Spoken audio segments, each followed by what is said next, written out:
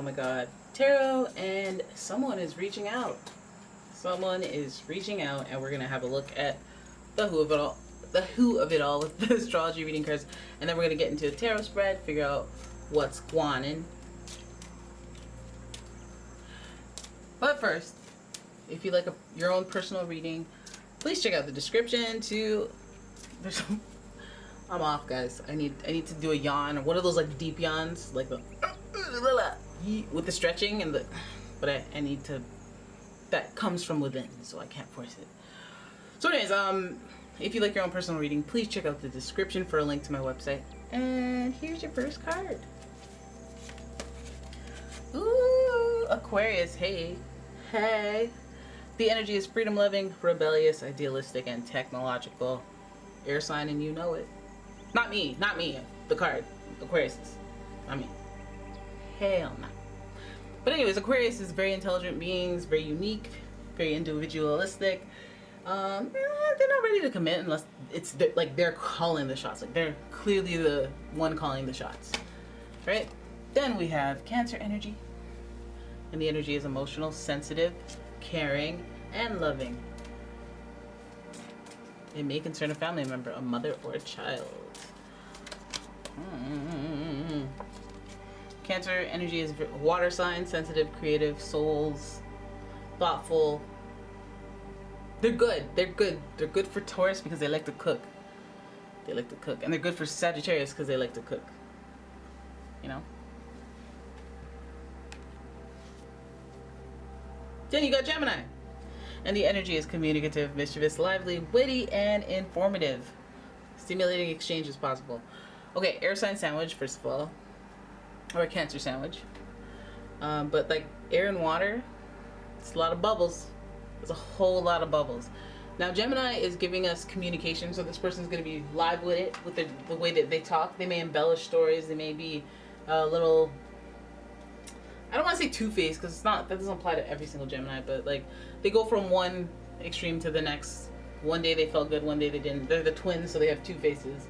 That's what's supposed to be the theory behind it. People are, like Geminis, they like to be, they're the type that like to tussle, or however that TikTok goes.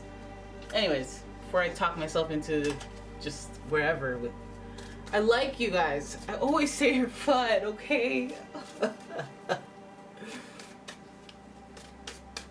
Anyways, I am shuffling away at the Tattoo Tarot for your spread, and we're gonna have a look at who's reaching out. Now, this is the make model. They're thinker, intellect, charming, individualistic, sensitive though. They might be very soft-spoken, and might be very quiet, but when they speak, creme de la creme of intellect. And we're gonna see why they're reaching out here. What's this about?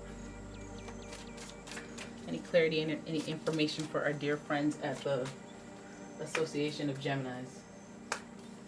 Here we go.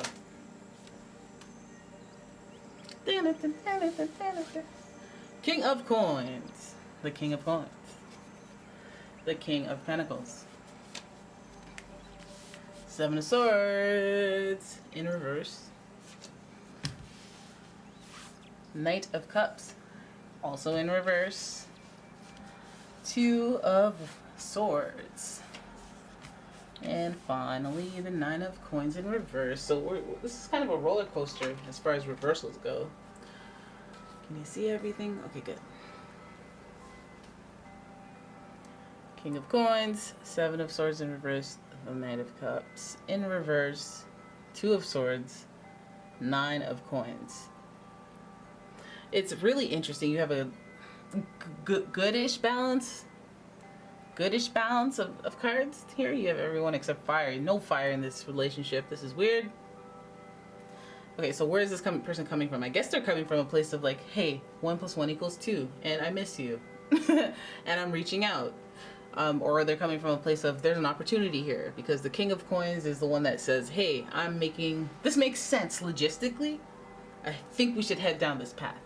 So maybe they have come to some conclusions, and this might come suddenly because Aquarius is ruled by the planet Uranus, which rules surprises, and they're known to just kind of show up and just kind of ghost and then show up randomly and have a with that Gemini, they got that charming charisma.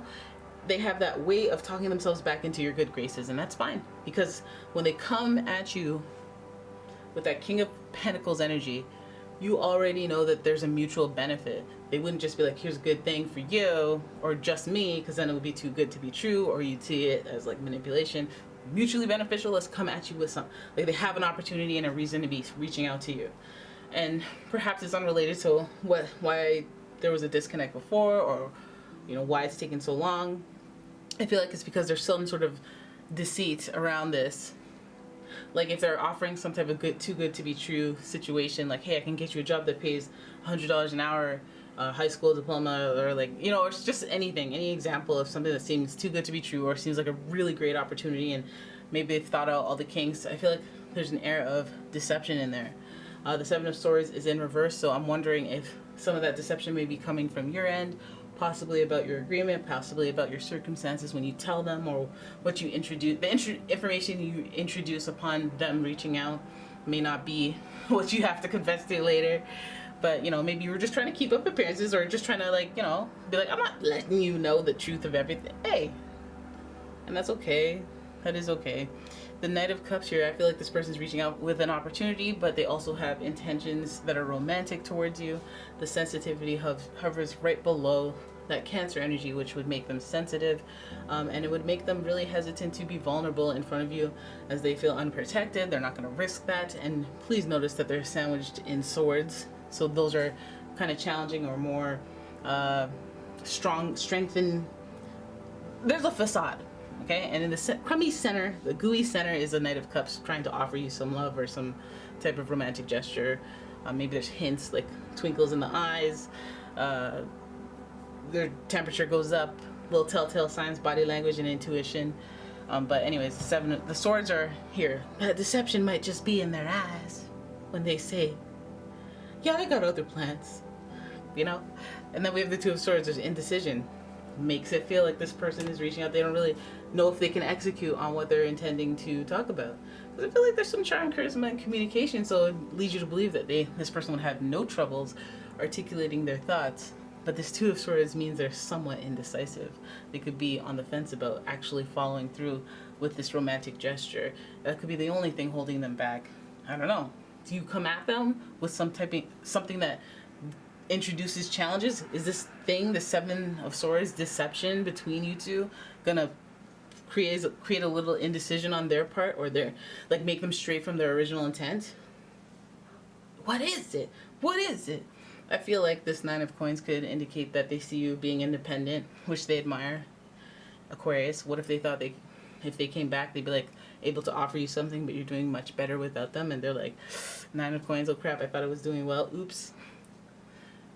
That's also admirable. People recognize the independence of this person. I feel like the issue or the challenge with this reversal is your independence going to help or hurt the situation? Because if it's your independence and you're indecisive about if you want to give that up, I feel like the person that would understand is this Aquarius, who seeks that independence as well. Also, just because there's some mirroring aspects of this person, you might not trust them just based on how you don't trust yourself. So you want to check yourself before you wreck yourself.